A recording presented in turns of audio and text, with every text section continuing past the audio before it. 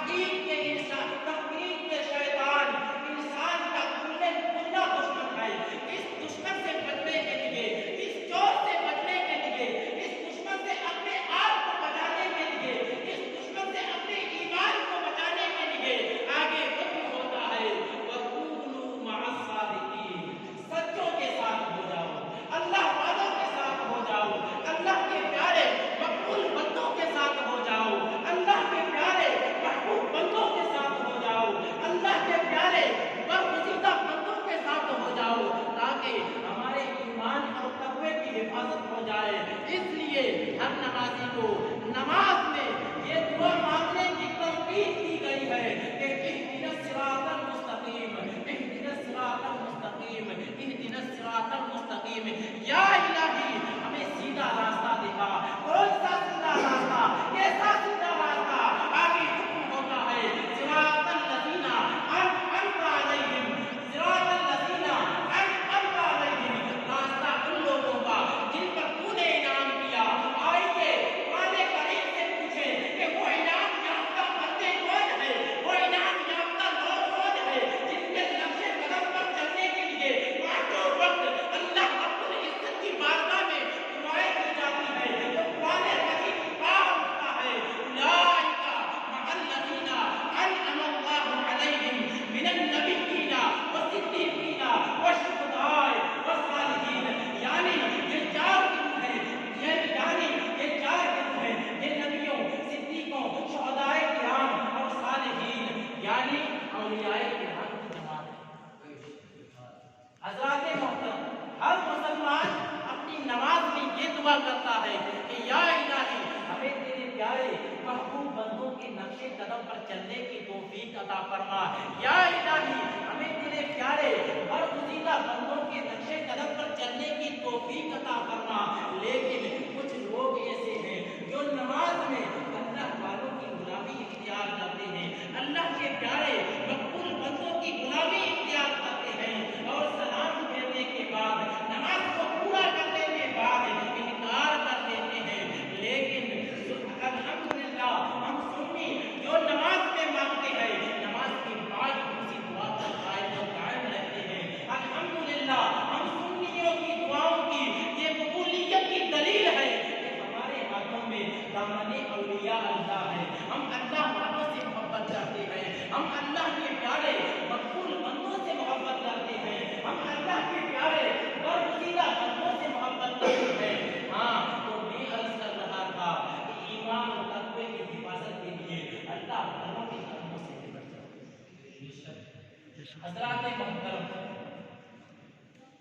جب کسی شخص کا نزع کا وقت قریب آتا ہے تو شیطان آ جاتا ہے تاکہ اس کے ایمان، تو شیطان پوری کوشش کرتا ہے کہ کسی طرح مرنے والے کا ایمان ضائع کر دیا جائے۔ کیوں؟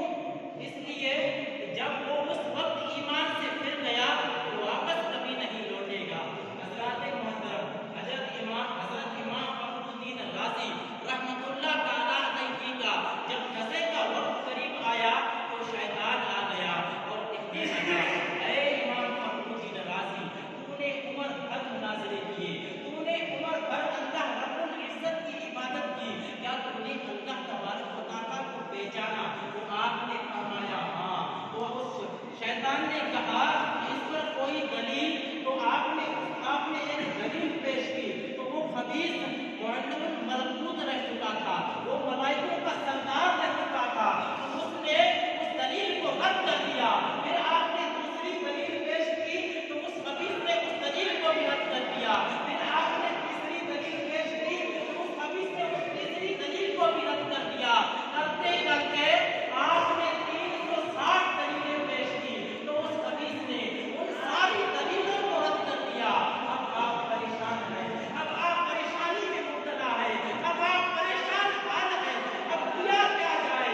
اتنے میں آپ کے مرشد پاک حضرت نجم الدین کبریا علیہ الرحمہ کہیں دور دراز جگہوں پر وضو فرما رہے تھے، وہاں سے آواز لگائی اے امام فخر الدین رازی، اب یہ کیوں نہیں کہتے تھے کہ میں خدا کو بغیر کسی دلیل کے ایک مانتا ہوں؟ حضرات محترم، شیطان نے ایمان پر ڈاکہ ڈالنے کی کوشش کی، لیکن مرشد کامل ہونے کی وجہ سے آپ کی ایمان، مرشد کامل ہونے کے صدقے سے آپ کی ایمان و تقوی کی حفاظت ہوئی۔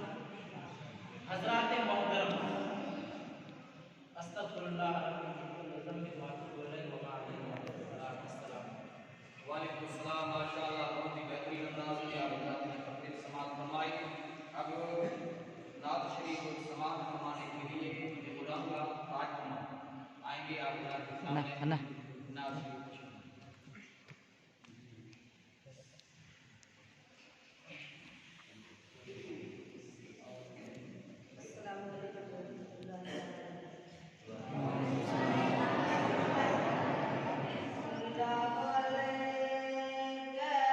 شریف انا